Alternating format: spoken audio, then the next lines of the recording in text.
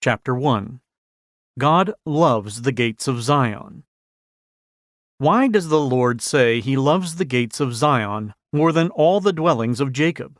Psalm 87, verse 2. We may find the reason assigned by the Lord himself. But you shall seek the place where the Lord your God chooses, out of all your tribes, to put his name for his dwelling place, and there you shall go. Deuteronomy chapter 12, verse 5.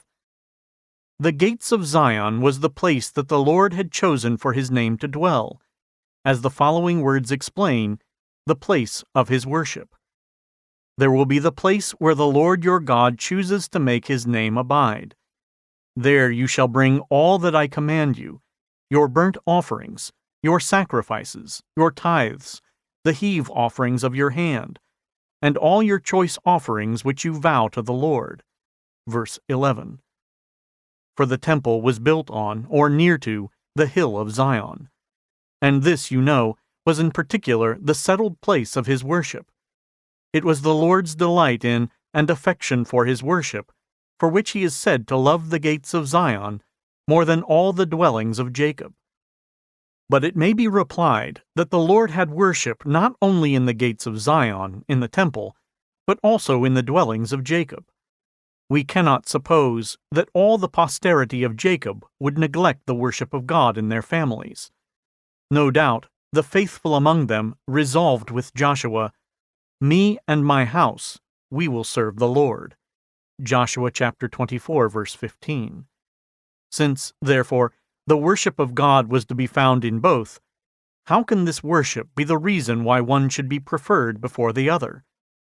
Surely, on no other account but this. The worship of God in the gates of Zion was public.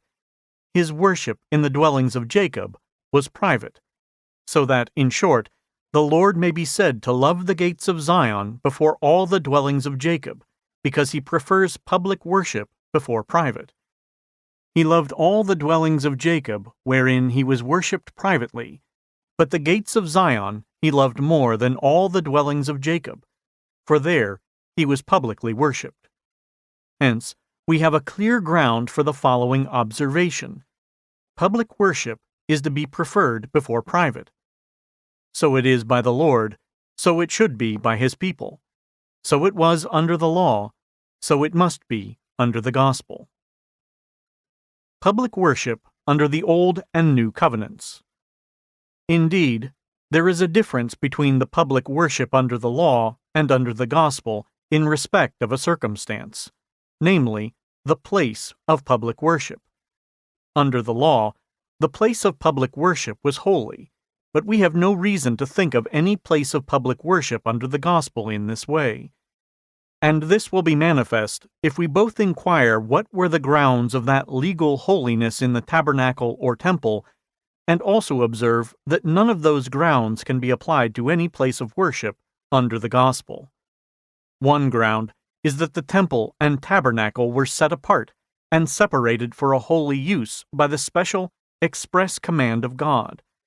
Deuteronomy chapter 12, verses 13 through 14.